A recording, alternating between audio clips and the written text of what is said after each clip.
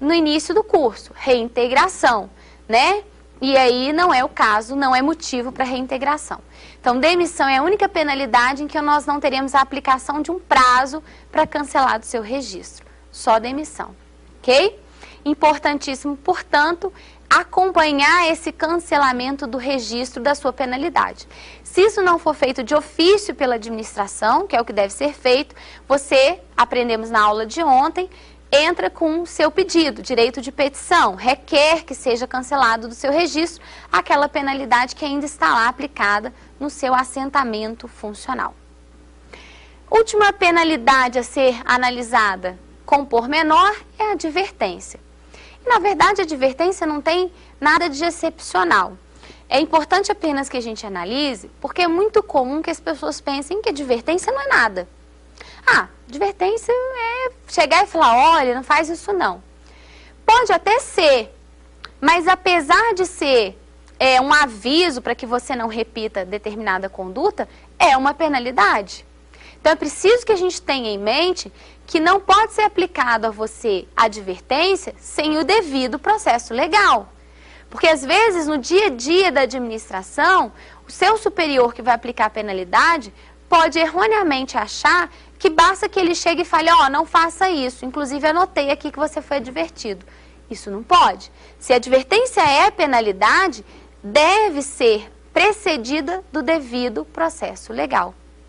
E a lei tinha tanta preocupação que você entendesse que a advertência é uma penalidade, com todas as consequências que isso pode gerar, que ela colocou de forma expressa que a advertência deve ser aplicada por escrito. Isso porque ninguém teria dúvida que a suspensão seria escrita e que a demissão seria escrita. Mas poderia pairar dúvidas a respeito da obrigatoriedade ou não de escrever, de anotar a advertência que foi aplicada a você. Para não gerar dúvidas, a Lei 8.112 foi expressa ao determinar que a advertência ela deve ser aplicada de forma escrita. De forma escrita.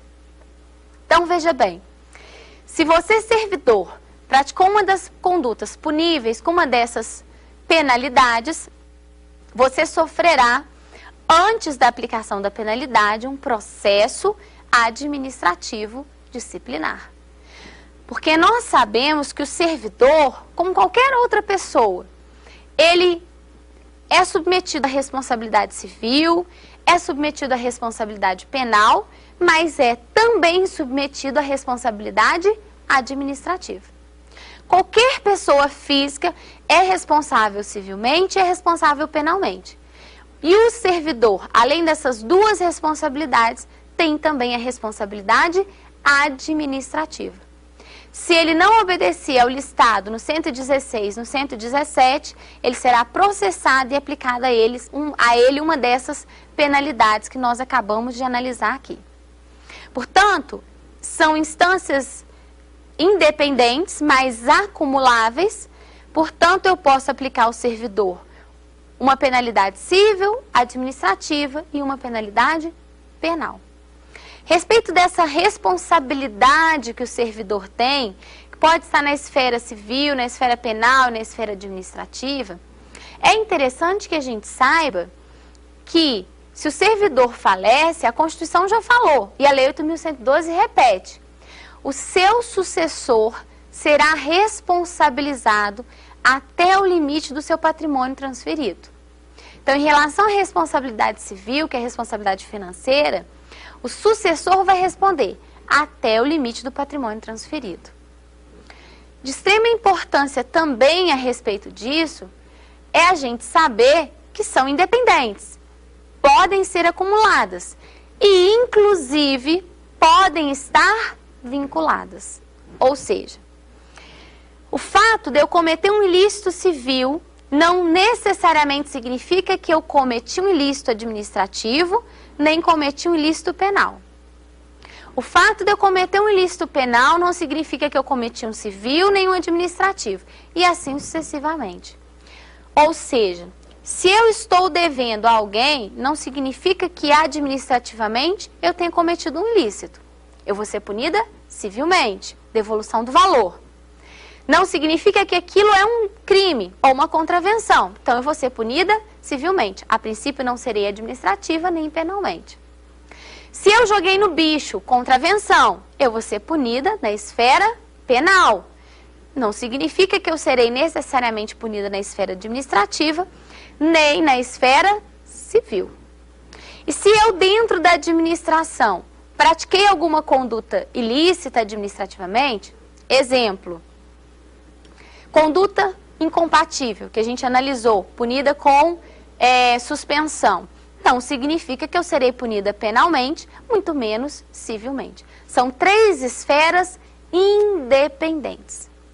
Mas é perfeitamente possível que com uma conduta eu consiga atingir as 3 esferas. Perfeitamente possível que com uma conduta eu seja responsabilizada e punida nas 3 esferas. Exemplo, eu, servidora da Previdência, resolvo roubar a Previdência. Temos aqui um colega da Previdência. Resolvo roubar a Previdência. E aí eu roubo, pego o dinheiro da Previdência. Se eu, servidor, roubei, eu vou ser punida pelo crime de roubo. Como servidor, eu não poderia ter feito isso, é um ilícito administrativo. E como pessoa, retirada de dinheiro, devolução de dinheiro, responsabilidade civil. Ou seja, você seria punido nas 3 esferas, civil, penal e administrativa. Então, embora elas sejam independentes, é perfeitamente possível a acumulação de penalidades. E é possível, em 2 situações muito específicas, inclusive a vinculação em relação às penalidades.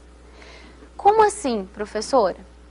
É possível que, dependendo do que ficou decidido na esfera penal, necessariamente nós tenhamos a mesma solução na esfera civil e na esfera administrativa.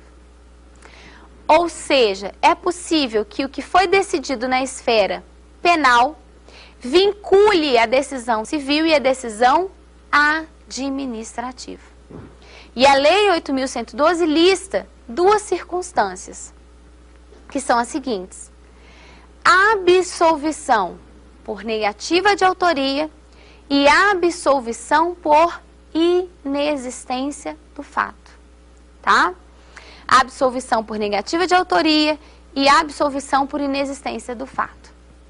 Se você, servidor, foi absolvido porque eles estão afirmando na esfera penal que não foi você o autor, apesar do fato ter acontecido, necessariamente você vai ser absolvido na esfera administrativa e na esfera civil. Eu não posso dizer que eu tenho certeza que você não foi o autor daquele roubo ao INSS e a administração falar para você assim: ah, mas eu não importo não, devolve o dinheiro e aí tá tudo bem. Como que eu vou devolver o dinheiro se não fui eu o autor do roubo? Não é verdade? Ou então, olha, está demitido e, não, melhor vamos demitir. Não existe. Se o penal diz que tem certeza que não foi você o autor, não pode você ser responsabilizado perante a administração, nem perante o juízo civil. Da mesma maneira, se o penal decidir que sequer houve o fato, aqui já nem estou discutindo quem foi o autor, estou afirmando, olha, não houve o fato.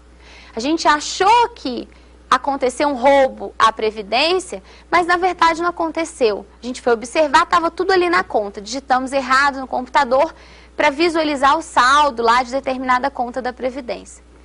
Se não houve roubo, como é que eu vou punir você, servidor, por algo que não aconteceu? Ah, não, vou demitir na dúvida, mesmo não tendo roubo? Impossível, tá?